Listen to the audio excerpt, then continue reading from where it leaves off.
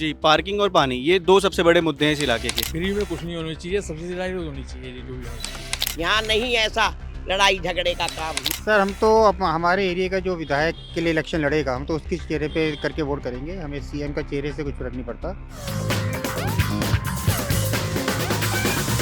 नमस्कार, मैं हूं अनुग्रह मिश्रा और आज दिल्ली बोली का काफिला आ चुका है दिल्ली की सबसे हॉट सीट कही जाने वाली दिल्ली विधानसभा में।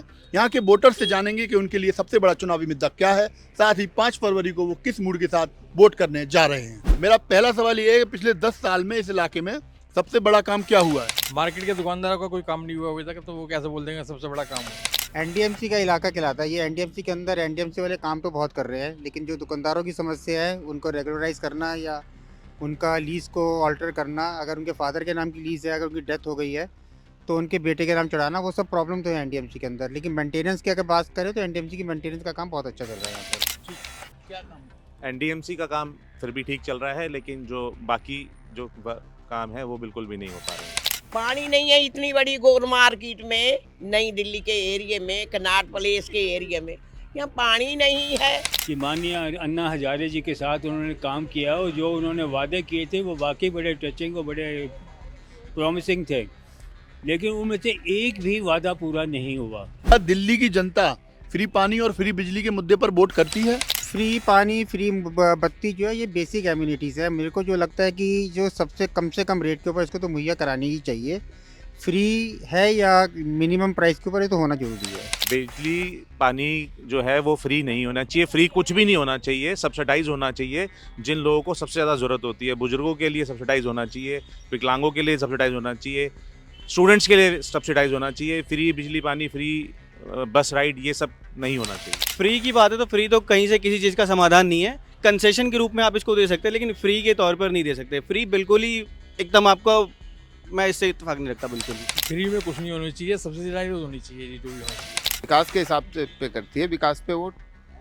ऐसा नहीं है कि फ्री बिजली फ्री पानी के उस पे वोट करें। फ्री का राशन, फ्री का पानी, फ्री की बत्ती और फ्री की बस, उसको ही वोट देते हैं ये। जैसे मीडियम आदमी है या लो क्लास है, उन सब की 5-7 हज़ार रुपये 10 हज़ार रुपये अगर महीने के बच जाएँ तो उनके घर का बजट सही हो जाता है। इस इलाके में जब नई सरकार का गठन होगा तो इस इलाके में सबसे पहला काम नई सरकार को क्या करना चाहिए?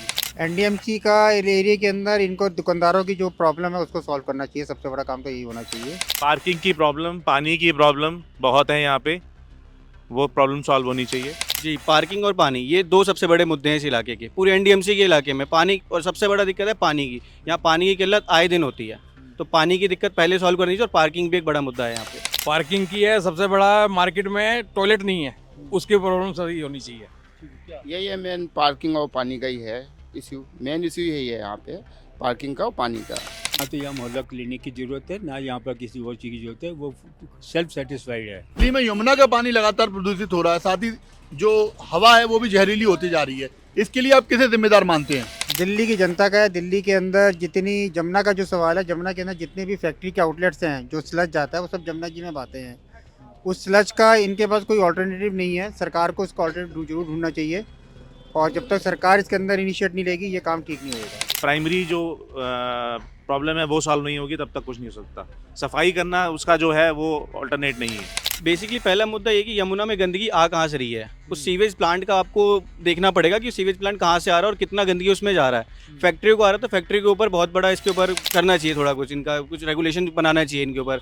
और जो पानी जहाँ ट्रीटेड हो रहा है उसका भी वेस्ट जो जनरेट हो रहा है वो भी वापस यमुना में ही आता है, तो ये लोग उसी पानी को जनरेट करके वापस उसी पानी को वापस प्योर करते हैं, तो ये चीज़ हटना चाहिए वहाँ से। सिस्टम नहीं है, सिस्टम सही नहीं है इनका पानी पियो। इन्होंने तो ये बोला था कि 2025 तक हम यमुना बिल्कुल क्लीन कर देंगे। अगर क्लीन नहीं करते हैं तो आप हमें वोट मत करना। मैंने वादा किया था मैं 5 साल के अंदर जमुना को सफा कर दूंगा। आप वहाँ नहाएंगे, करेंगे, झील बना देंगे, आप पिकनिक किया करेंगे। लगातार दिल्ली को पूर्ण राज्य का दर्जा देने की मांग उठती रही है, क्या इसे लेकर आप क्या सोचते हैं? बहुत मुश्किल है, असंभव कार्य है तो, क्योंकि दिल्ली एक कैपिटल है। कैपिटल कभी भी इंडिपेंडेंट स्टेट नहीं बन सकती, सेंट्रल के अंडर में ही रहेगी।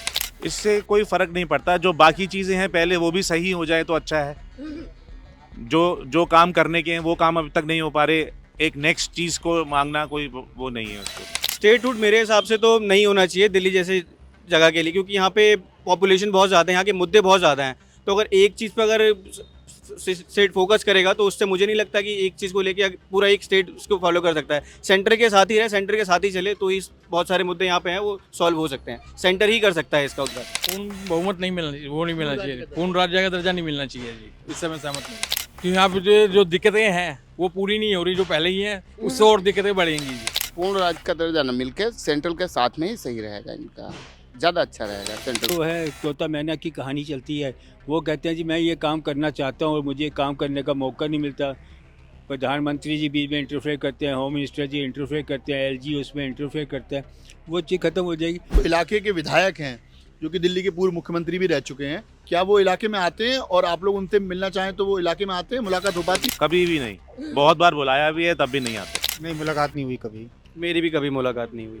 नहीं, वो कभी नहीं आते जी, कोई मुलाकात नहीं हुई उनसे। आज तक तो देखा नहीं है कभी इस साइड में आए हुए हों, चुनाव में ही आते हैं सिर्फ, बस उसके बाद नहीं।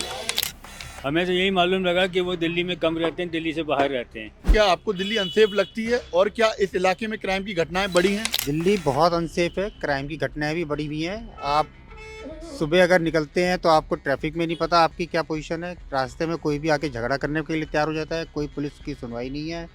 या लॉ एंड ऑर्डर तो बहुत ख़राब है दिल्ली का। सेंट्रल दिल्ली की बात करें तो और जगह के हिसाब से सेंट्रल दिल्ली का फिर भी ठीक है, लेकिन बाकी जगहों के हिसाब से बहुत ज़्यादा ख़राब है लॉ एंड ऑर्डर। केजरीवाल ने पहले वादे किए थे कि हम सिक्योरिटी के लिए सीसीटीवी कैमरे इंस्टॉल करेंगे, जगह जगह मार्शल इंस्टॉल करेंगे, और भी बहुत सारी चीज़ उन्होंने वादा किया था, वो चीज़ मुझे होता हुआ दिख नहीं रहा है। तो सिक्योरिटी के मामले में तो सेंट्रल दिल्ली को छोड़ के बाकी जगह तो सब बहुत बेकार है। सेंट्रल दिल्ली में तो सिक्योरिटी थोड़ी टाइट है और अदर दिल्ली में सिक्योरिटी सही नहीं है पूरी। सेंट्रल दिल्ली में सिक्योरिटी सही है, लेकिन आउटसाइड जैसे दूसरी जगहों में सही नहीं है, सेफ नहीं है दिल्ली की। यहाँ शांति है, गोल मार्केट में शांति है, यहाँ नहीं ऐसा लड़ाई झगड़े का काम। दिल्ली में लोकसभा चुनाव में बीजेपी और विधानसभा चुनाव में आप, दिल्ली से कांग्रेस क्यों हो गई साहब? कांग्रेस इसी वजह साफ हुई कि इन्होंने घोटाला ज़्यादा किया था, सेंटर में ज़्यादा काम नहीं हो पाते थे, इन्होंने काम को बाधाएं डालते थे, और जहाँ तक थोड़ा बहुत देखा जाए तो हिंदू मुस्लिम को चक्कर भी थोड़ा बहुत हो सकता है। कांग्रेस अपनी कुछ कमियों की वजह से साफ हुई है, जैसे कहीं इन्होंने काम नहीं करवाए हैं। शीला ने काम तो करा था, जमुना के पुल के किनारे के इतनी बढ़िया बना दी शीला ने, जमुना भी साफ करा दी, अब किसने कराई है? मेरे हिसाब से तो उन्होंने पॉलिटिकली एक सबसे बड़ा ब्लंडर किया था, जो उन्होंने फर्स्ट जब इनकी एंट्री हुई थी आम आदमी पार्टी की, उनके साथ जो तालमेल कर दिया। लेकिन लगातार देखा गया कि दिल्ली की जनता लोकसभा चुनाव में बीजेपी और विधानसभा चुनाव में आम आदमी को पार्टी को चुनती है, दिल्ली की जनता अलग अलग पार्टियों को क्यों चुनती है? मालूम नहीं सर, इसका तो दिल्ली की जनता जो जहाँ से वोट बैंक मेन है वही जवाब दे सकते हैं। हमारे लिए तो ऐसा कोई फर्क नहीं पड़ता। कहीं ना कहीं मुझे लगता है ये जो फ्री का जो वादा केजरीवाल करते हैं, तो ये गरीब जनता के हिसाब से उनको, देखिए उनको ज़्यादा नॉलेज है नहीं कि फ्री का सामान कहाँ से आता है, उनको ये पता होना चाहिए कि फ्री वो आपसे ही लेके वो आपको ही दे रहे, तो मुझे नहीं लगता कि फ्री वैसे होना चाहिए। तो इस वजह से थोड़ी जनता बटी हुई है दिल्ली की। वो हर वोटर का अलग अलग वो है जी, वो जिसको मर्जी चुने। कि जब आप 5 फरवरी को वोट करने जाएंगे तो आप क्या देखकर वोट करेंगे? कैंडिडेट देखेंगे, पार्टी देखेंगे, या सीएम के चेहरे पर वोट करेंगे? सर हम तो हमारे एरिया का जो विधायक के लिए इलेक्शन लड़ेगा, हम तो उसके चेहरे पे करके वोट करेंगे। हमें सीएम का चेहरे से कुछ फर्क नहीं पड़ता।